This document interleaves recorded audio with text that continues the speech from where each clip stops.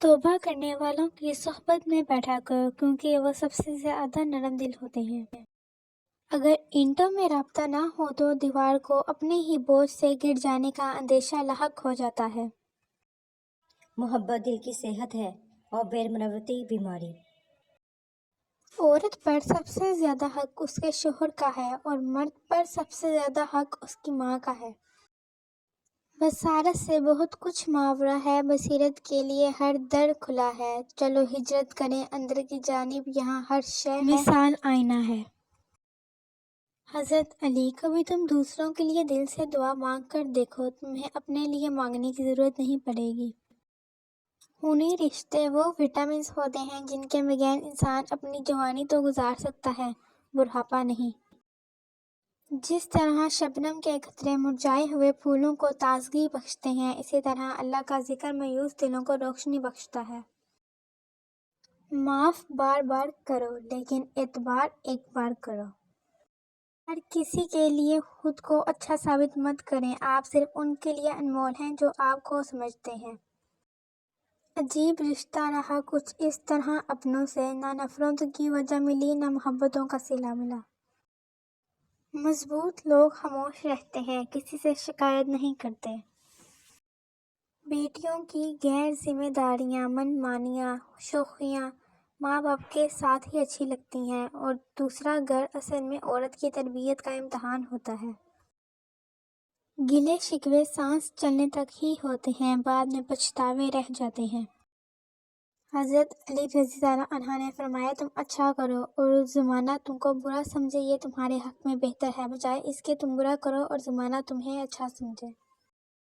دکھ اپنی تکلیف کا نہیں ہوتا بلکہ اس پہ اپنوں کی بے حسی کا ہوتا ہے۔ اپنی زندگی میں اگر سکون چاہتے ہو تو کسی کا بھی سکون برباد نہ کرو۔ الفاظ ہی سب کچھ ہوتے ہیں، دل جیت بھی لیتے ہیں، دل چیر بھی دیتے ہیں۔ نماز کے لیے دنیا کو چھوڑ دو لیکن دنیا کے لیے نماز کو نہیں چھوڑو، یہی تمہاری اصل کامیابی ہے۔ بے شک اللہ کا ذکر روح میں سکون بھر دیتا ہے۔ اپنی غلطی پر دوسروں سے روٹھ جانے والے ہمیشہ اکیلے رہ جاتے ہیں۔ آگے بڑھنے کے لیے پیچھے کے دروازے بند کرنے پڑتے ہیں۔ میاں بیوی کا رشتہ انسانی رشتوں میں سب سے بڑا رشتہ اور سب سے نازک رشتہ ہے، یہی سب رشتوں کی بنیاد ہے۔ دعائیں کروائی نہیں جاتی، لی جاتی ہیں، کسی کے چہرے پہ مسکراہٹ لا کے تو کسی کے مشکل وقت میں کام آ کے۔ انسان کی پریشانی کی وجہ یہ ہے کہ انسان تقدیر سے بہت زیادہ اور وقت سے پہلے چاہتا ہے۔ اپنوں کی غلطیاں بھی اپنی ہوتی ہیں، مل جل کر غلطیاں سدھار لینی چاہیے، انا کی دستار باندھ کر دوسروں کے جھکنے کا انتظار نہیں کرنا چاہیے۔ ہم نفرتوں کے اس قدر عادی ہو چکے ہیں کہ محبتیں بانٹنے والوں کو بھی شک کرنے کی نگاہ سے دیکھتے ہیں۔ عورت چاند کی طرح نہیں ہونی چاہیے جسے ہر کوئی بے نقاب دیکھے، بلکہ سورج جیسی ہونی چاہیے جسے دیکھنے سے پہلے ہی آنکھیں جھک جائیں۔ میرا اللہ میرا ایسا دوست ہے کہ میری چھوٹی چھوٹی اچھائیوں پر خوش ہوتا ہے، ثواب کے ڈھیر لگا دیتا ہے، اور میرا اللہ میرا ایسا دوست ہے کہ میں کوئی غلطی کر دوں، کوئی گناہ کر دوں تو شرمندگی کے 2 آنسو کے عوض وہ مجھے معاف کر دیتا ہے۔ اب دوست ایسے ہی تو ایسی دوستی نہ کرو جس پر پچھتاوا ہو، روز قیامت بہت سے افراد ایسے ہوں گے جن کی ناکامی اور گمراہی کا سبب صرف ان کے دوست بنیں گے۔ وہ کہتے ہیں غلط بات برداشت نہیں ہوتی، جناب غلط بات ہی برداشت کرنے کی ہوتی ہے، صحیح بات تو تسلیم کی جاتی ہے۔ اپنی غلطی پر دوسروں سے روٹھ جانے والے ہمیشہ اکیلے رہ جاتے ہیں۔ کانٹے تو نصیب میں آنے ہی تھے، پھول جو ہم نے گلاب چنا تھا۔ جو شخص احسان ماننا نہیں جانتا وہ احسان کرنا بھی نہیں جانتا۔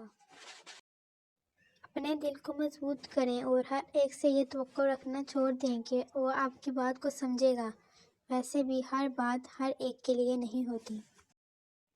اللہ کے فیصلے پر راضی ہونے سے مصیبتیں آسان ہو جاتی ہیں۔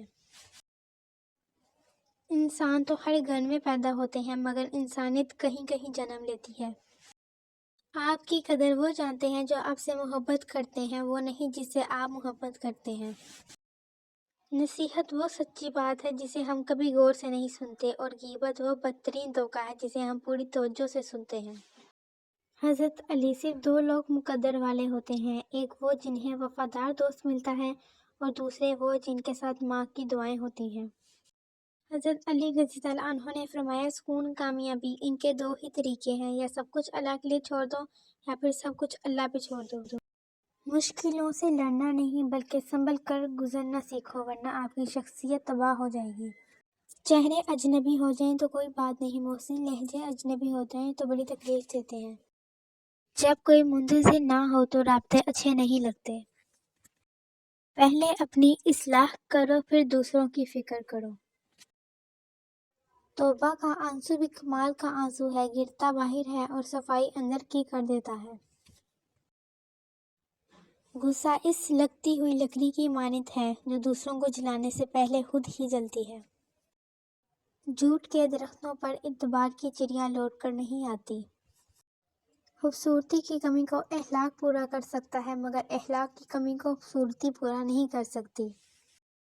ماں وہ شخصیت ہے جو ہر وقت اپنی اولاد کی خوشی کے لیے دعا مانگتی ہے۔ جن کو میری قدر نہیں اب مجھے ان کی فکر نہیں۔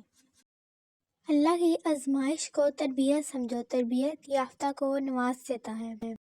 گھر بڑا ہو یا چھوٹا، مٹھاس نہ ہو تو انسان کیا چونٹیاں بھی نہیں آتی۔